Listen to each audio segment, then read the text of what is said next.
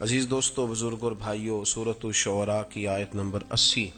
حضرت ابراہیم علیہ الصلاۃ والسلام اپنے زمانے کے کفار کے ساتھ گفتگو کر رہے تھے تو فرمانے لگے، قرآن مجید نے اس کا بیان فرمایا کہ وَإِذَا مَرِضْتُ فَهُوَ يَشْفِينِ، فرمایا جب بھی میں بیمار ہوتا ہوں تو میرا رب مجھے شفا عطا فرماتا ہے۔ انسان پر جتنے بھی امراض کا غلبہ ہوتا ہے وہ اللہ کی حکمت کا تقاضا ہوتا ہے۔ نبی پاک صلی اللہ علیہ وسلم نے ارشاد فرمایا کہ بیماری متعدی نہیں ہوتی، ایک سے دوسرے کو نہیں لگتی جب تک کہ اللہ نہ چاہے۔ عرض کیا، یا رسول اللہ صلی اللہ تعالی علیہ وسلم، میرے اونٹ کو اس اونٹ سے خارش پڑ گئی، تو حضور نے فرمایا اس کو کہاں سے پڑی تھی؟ آپ سمجھیے گا میری بات کو، سرکار کا سوال دیکھیے، یا رسول اللہ میرے اونٹ کو اس اونٹ سے خارش پڑی، تو فرمایا اس کو کہاں سے پڑی تھی؟ عرض کی حضور وہ تو قدرتی معاملہ ہے، تو فرمایا یہ بھی قدرتی معاملہ۔ یہ ٹھیک ہے کسی آدمی کو جراثیم لگ جاتے ہیں، یہ درست ہے کسی آدمی کے ہاتھ کو بعض اوقات ایسی چیز لگ جاتی ہے جو نہیں لگنی چاہیے تھی، لیکن وہ مؤثر تب ہوتی ہے جب رب چاہتا ہے۔ جب تک اللہ نہیں چاہتا کوئی چیز بھی مؤثر نہیں ہوتی، اثر تب ہوتا ہے جب اللہ کی حکمت ہوتی۔ اس بات کو اچھی طرح سمجھ لیں۔ آفات بلیات آ جاتی ہیں، آتی رہی ہیں، اللہ ہمیں محفوظ فرمائے اور اللہ ہمارے حال پہ رحم فرمائے۔ یہ پہلے بھی کئی امراض آئے، طاعون کا مرض پھیل جایا کرتا تھا، نبی کریم صلی اللہ علیہ وسلم نے اس کے بارے میں کئی چیزیں بڑی وضاحت کے ساتھ بیان فرمائیں۔ تو آفات آ جایا کرتی ہیں۔ ہمارا ماحول یہ بن گیا کہ افراط و تفریط بہت زیادہ ہے۔ کچھ لوگ ہیں جو کہتے ہیں کہ احتیاط کا معنی یہ ہے کہ بس احتیاط ہی سے سارا کچھ بنے گا۔ کچھ لوگ ایسے ہیں وہ کہتے ہیں احتیاط کیا ہوتی ہے، چھوڑیں اللہ نے کرنا جو کرنا ہے۔ یہ دونوں باتیں افراط و تفریط ہیں۔ اچھی طرح سمجھ لیں، نبی پاک صلی اللہ علیہ وسلم نے اسباب اختیار کرنے کا حکم دیا ہے، پر اسباب پر بھروسہ کرنے سے منع فرمایا۔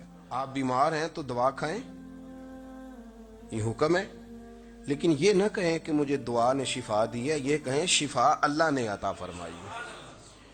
اسباب کو اختیار کریں گے، آپ احتیاطی تدابیر پر آپ عمل کریں گے، لیکن آپ کو احتیاطی تدابیر نہیں بچائیں گی، بچائے گا اللہ، اللہ کی رحمت بچائے گی، بچانے والا اللہ ہے۔ یہ عقیدہ راسخ کریں، راسخ، خوف سے نکلیں۔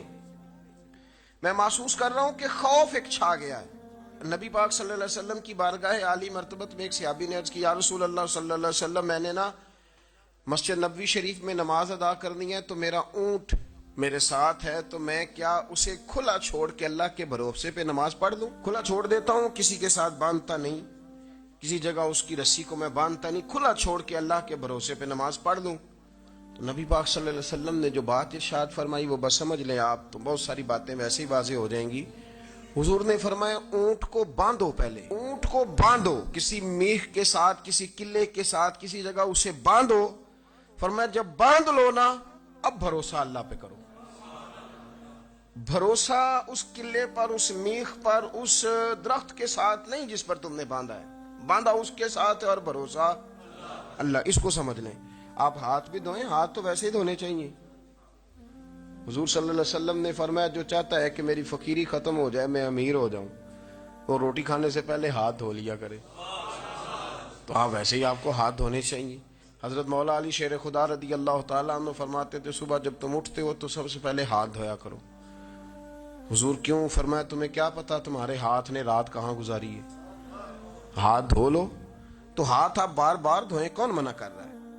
احتیاطی تدابیر۔ لیکن میں تھوڑی سی میں اصل میں کسی بات کو الجھانا نہیں چاہتا، میں کچھ دنوں سے یہ محسوس کر رہا ہوں کہ میری قوم بیچاری کو یہ سمجھ ہی نہیں آتی کہ ویسے صحیح کون کہہ رہا ہے۔